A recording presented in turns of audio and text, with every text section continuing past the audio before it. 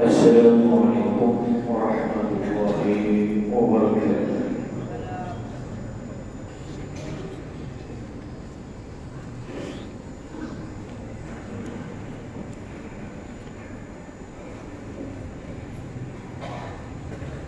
Alhamdulillahil qail wa'tasimu bihablillahi jami'an wa la tafarraqu واذكروا نعمة الله عليكم إذ كنتم أعداء فألف بين قلوبكم فأصبحتم بنعمته إخوانا وكنتم على شفا حفرة من النار فأنقذكم منها كذلك يبين الله لكم آياته لعلكم تهتدون.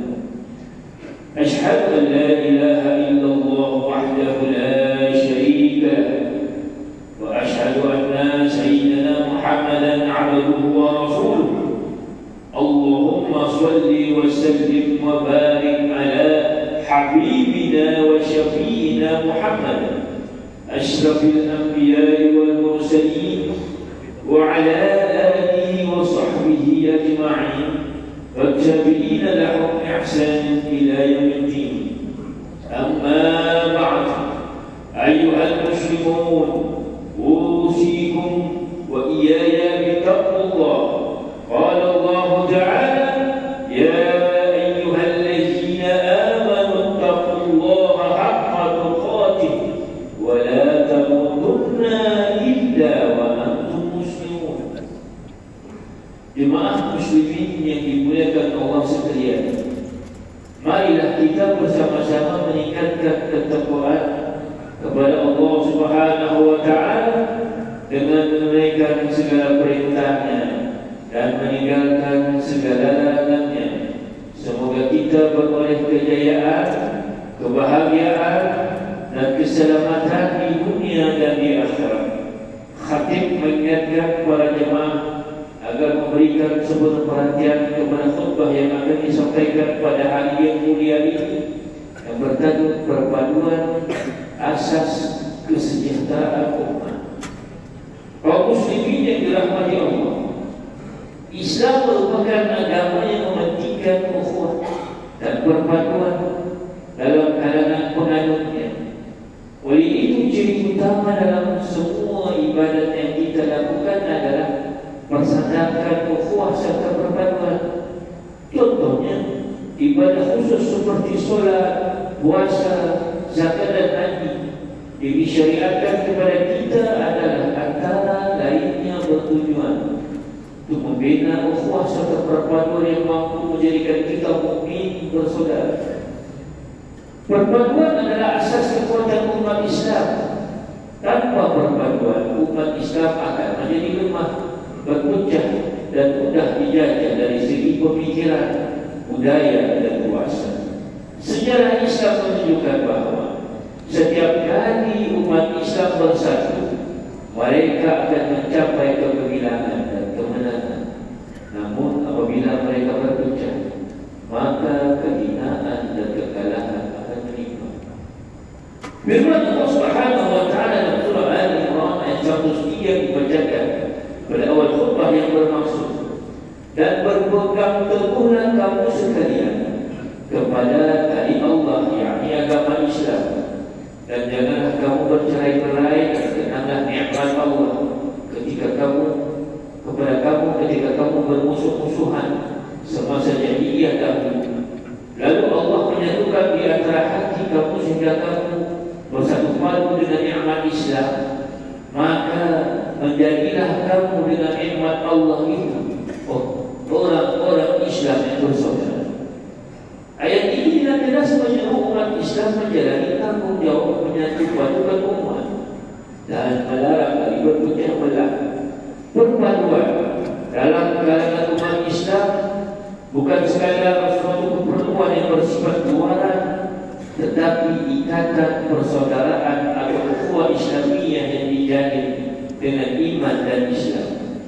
Selain itu, Islam perlu dipahami sebagai agama yang menekankan kepada kesatuan, kebersamaan, yang didasari oleh asas tauhid, akidah tauhid yang kokoh. Asas tauhid ini seharusnya sudah cukup kuat untuk menyatukan umat Islam, walaupun terdapat perbezaan dalam beberapa pendirian yang dipilih dalam perkara tertentu. Usaha berbagai pihak bagi mengelakkan umat Islam dari berpecah belah perlu diberi sokongan penuh, kerana ia merupakan satu perkara yang dituntut dalam agama Islam. Allah Subhanahu wa taala berfirman dalam surah Al-Hujurat ayat 10. A'udzu billahi minasyaitonir rajim. Innamal mu'minuna ikhwah wa aslihu baina akhawaykum wattaqullaha la'allakum turhamun. Sebenarnya orang-orang yang beriman itu adalah bersaudara, maka damaikanlah di antara dua saudara kamu yang bertikai itu, dan bertakwalah kepada Allah supaya kamu beroleh rahmat. Siapa iman yang dirahmati Allah? Rasulullah SAW sebagai keras perbuatan umat dalam beri contoh yang terbaik kepada kita dengan menyuruh memperteguhkan kewajiban memelihara hubungan persaudaraan yang berjalan kepada persatuan dan kesatuan umat. Dalam misi menyebar agama Islam, Rasulullah SAW telah mengikat umat Islam dengan erat melalui konsep akidah, kiblat yang satu, kitab yang satu, pemimpin yang satu.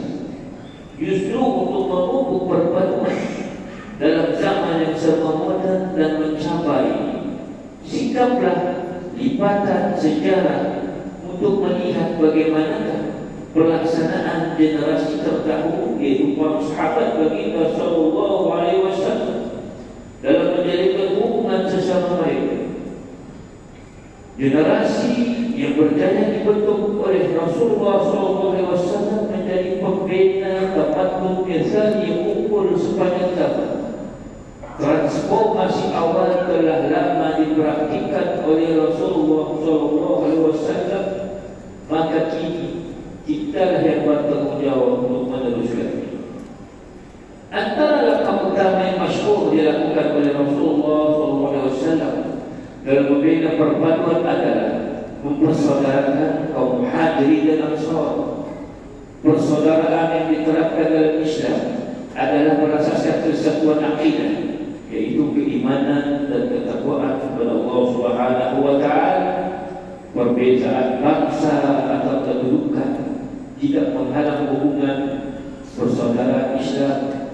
Persaudaraan yang berasaskan akidah dan kepercayaan dapat mewujudkan kerjasama yang erat antara golongan Muhajirin dan golongan Ansar. Nabi Muhammad SAW berjaya melahirkan kesatuan umat yang mapan dalam membentuk masyarakat Islam yang harmonis dalam sebuah negara Islam. Rasulullah SAW bersabda yang bermaksud, seorang muslim itu adalah saudara bagi muslim yang lain. Dia tidak menzaliminya dan tidak membiarkannya dalam kesulitan. Hadis riwayat Bukhari dan Muslim. Hadirin yang dirahmati Allah Subhanahu wa taala sekalian, Malaysia merupakan sebuah negara yang sangat unik dan istimewa kerana dihuni oleh rakyat berbagai kaum, agama dan berbagai budaya. Meskipun kepelbagaian ini wujud, Islam tetap menjadi agama bagi persekutuan seperti yang termaktub dalam perlembagaan. Dalam masa yang sama, rakyat yang menganut agama lain selain Islam bebas mengamalkan kepercayaan masing-masing secara aman dan harmoni. Kebebasan beragama ini menjadi asas penting dalam membina perpaduan negara itu, sekaligus membentuk satu identiti rakyat Malaysia yang saling menghormati dan hidup dalam semangat muhibbat. Sebagai pelengkap keberusahaan ini, rukun negara telah digubal bagi menyatukan rakyat di bawah prinsip yang mendasari keharmonian dan kestabilan negara. Antara nilai teras rukun negara seperti kesetiaan kepada raja dan negara, keluhuran perlembagaan, kesopanan dan kesusilaan. Dia juga akan bertepatan dengan ajaran Islam yang membawa konsep rahmatan lil alamin. Islam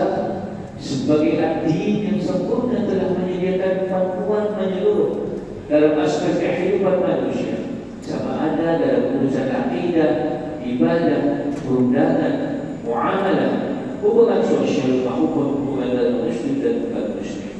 Hadirin yang dimuliakan Allah, Islam meletakkan dasar-dasar tetap yang merangkumi prinsip toleransi, keadilan, berkebajikan, tolong-menolong dan balas ihsan terhadap semua manusia. Prinsip ini menjadi asas kepada hubungan harmoni dalam masyarakat majmuk seperti Malaysia. Firman Allah Subhanahu wa taala dalam surah An-Nahl ayat 90, A'udzubillahi minasyaitonir rajim. Innallaha ya'muru bil 'adli wal ihsan wa ita'i dzil qurba wa yanha 'anil fahsya'i wal munkari wal baghi ya'izukum la'allakum tadhakkarun. Sesungguhnya Allah menyuruh berlaku adil dan berbuat kebaikan serta memberi bantuan kepada kaum kerabat dan melarang daripada melakukan perbuatan yang keji dan mungkar serta kezaliman. Dia mengajar kamu dengan sungguhan dan larangannya ini supaya kamu mengambil peringatan, mematuhi. Inilah prinsip keemasan yang menjadi asas kepada kehidupan bernegara serta sejagat secara harmoni dan bertamadun, sebagaimana yang dicontoh oleh Rasulullah SAW ketika membina masyarakat Madani di Madinah Al-Munawwarah. Mengakhiri khutbah ini, beliau ingin menyeru muslimin sekalian agar bersama-sama menjulang perpaduan dalam kehidupan seharian. Dengan perpaduan kita boleh memartabatkan kembali kekuatan ukhuwah, penyatuan umat, penguasaan ekonomi serta kualiti sosial umat Islam pada masa hadapan. Oleh hal yang demikian, kita tiada pilihan lain kecuali kembali bersatu bersama-sama dalam menjulang perpaduan berdasarkan ketaatan kepada ajaran Al-Quran dan As-Sunnah demi kelangsungan kecerdasan generasi masa hadapan. Barakallahu li wa lakum bil Qur'anil azim wa nafa'ani wa iyyakum bima fihi min al-ayati wa dhikril hakim. وتقبل مني ومنكم تلاوته انه هو السميع العليم. اقول قولي هذا واستغفر الله العظيم لي ولكم ولسائر المسلمين والمسلمات والمؤمنين والمؤمنات الاحياء والاموات فاستغفروه انه هو الغفور الرحيم. امين امين يا وافق الطائعين ووفقنا لطاعتك وتب علينا وعلى المسلمين واغفر ذنب من يقول أستغفر الله العظيم أستغفر الله.